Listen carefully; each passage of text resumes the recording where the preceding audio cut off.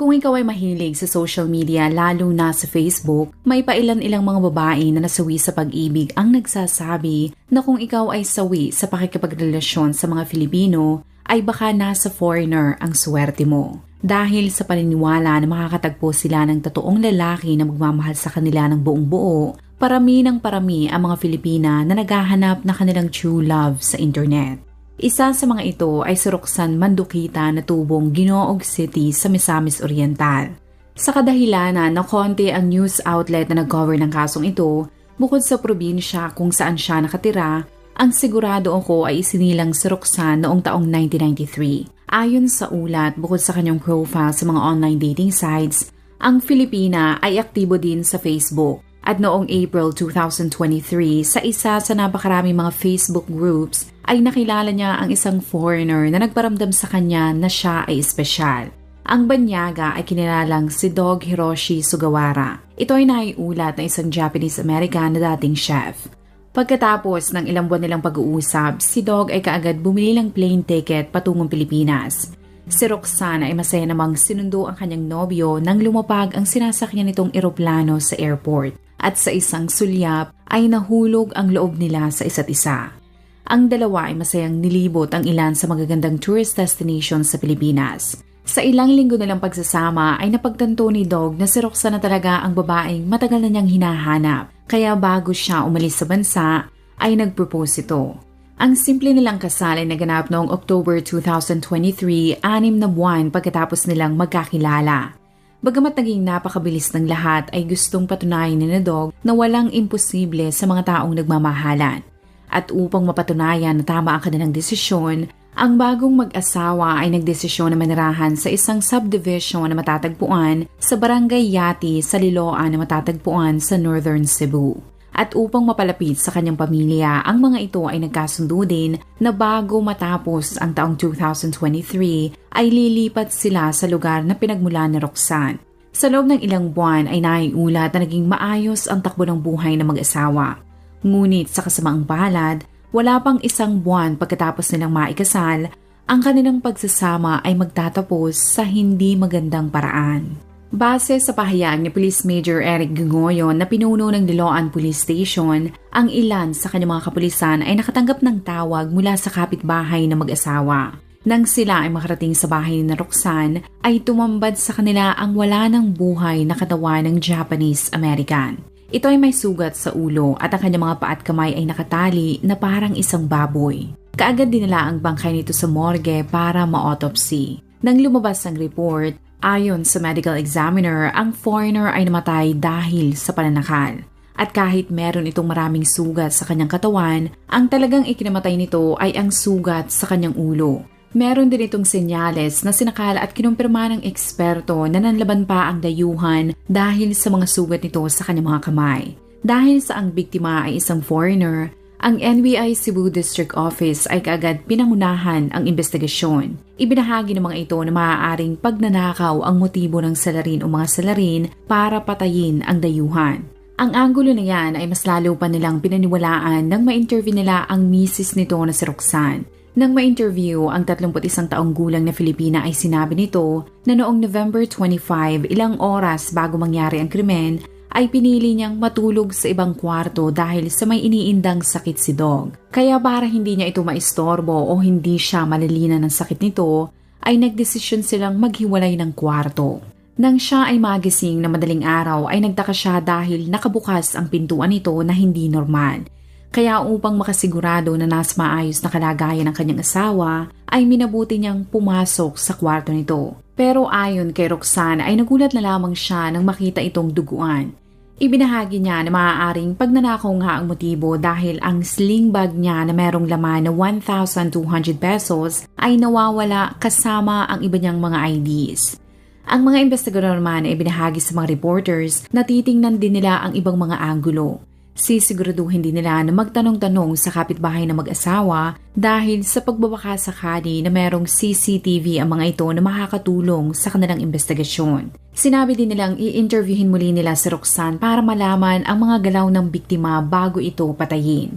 Ang pamilya ni Dog mula sa Amerika at Japan ay nagulat sa sinapit ito. Ibinahagi nila na hindi sila sang-ayon sa desisyon nito na manirahan sa Pilipinas dahil sa masasamang balita na naririnig nila mula sa bansa. Ngunit wala naman silang magawa para pigilan nito kaya sinuportahan na lamang nila ang mga desisyon nito sa buhay. Pagkatapos ma-autopsy ang bangkay ng biktima at sumang-ayon si Roxanne, ang labi ng foreigner ay kaagad ipinadala sa kanyang pamilya sa ibang bansa upang mabigyan ito ng maayos na lamay.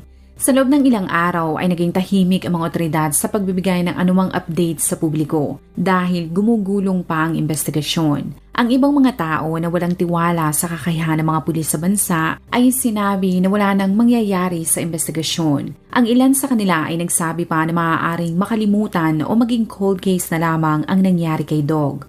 Ngunit noong December 11, 2023, silang lahat ay nagulat dahil sa update na ibinigay ng NBI Cebu District Office. Sa salaysay na ibinigay ni NBI Agent Arnel Pura, ang suspect sa nangyari ay ang taong mismong pinagkatiwalaan ni Dog, ang kanyang Pinay na misis na si Roxanne. Sa harap ng mga reporters ay ibinahagi nito ang dokumento na may lagda ng Filipina kung saan inaamin nito na siya ang mastermind kung bakit namatay si Dog.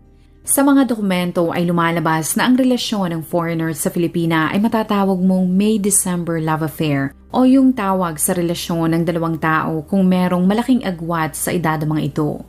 Base sa ulat, ang dating chef ay 72 taong gulang na, habang si Roxanne naman ay 31 taong gulang pa lamang nang sila ay magkakilala at magpakasal. Ngunit para sa Pinay, ang edad ay isang numero lamang. Sinabi nito na mahal niya si Dog, hindi lamang dahil sa foreigner o may pera ito, pero sa kadahilanan na tanggap nito ang kanyang 3 mga anak.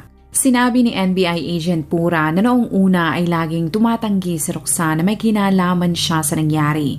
Pero dahil sa pressure at tagal ng kanilang interview, ay hindi na rin kinaya ni Roxanne at umamin ito na siya nga ang mastermind sa krimen na nangyari.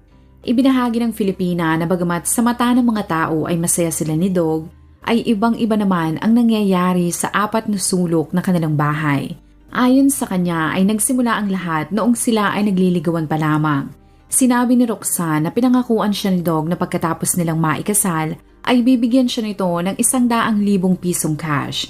Ngunit ilang linggo na ang lumipas pero ang mga pangako nito ay napako. Ibinahagi niya na unti-unting sumama ang kanyang loob kay Dog. Kaya naging madalas ang kanilang pag-aaway. Ngunit mas lumala ang lahat nang ang biktima ay hindi pumayag na ibigay sa kanya ang buwan ng pera na natatanggap nito mula sa kanyang pensyon.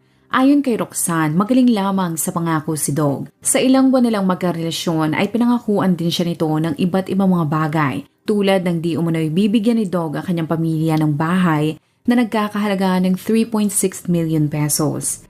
Sinabi din nito sa kanya na ang kanyang pangalan ay di umano'y ilalagay nito sa mga bank accounts. Ngunit ayon kay Roxanne, lahat yan ay puro pangako. Kaya sa pagtagal ay hindi lamang siya nagalit sa kanyang sinungaling na asawa, pero galit na galit din siya sa kanyang sarili dahil sa lagi niya itong pinapatawad.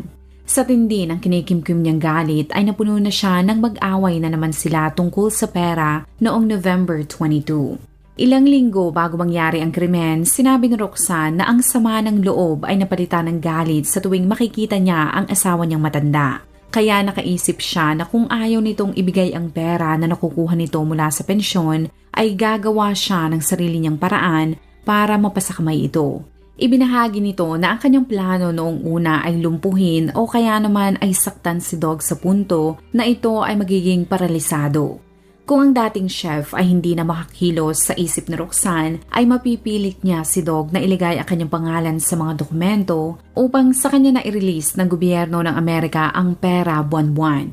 Kaya habang ito ay natutulog ay hinampas niya si Dog. Pero sa kalagitnaan ng paghampas niya dito ay tumigil siya dahil di umano'y hindi kaya ng kanyang konsensya na saktan ang matanda niyang asawa.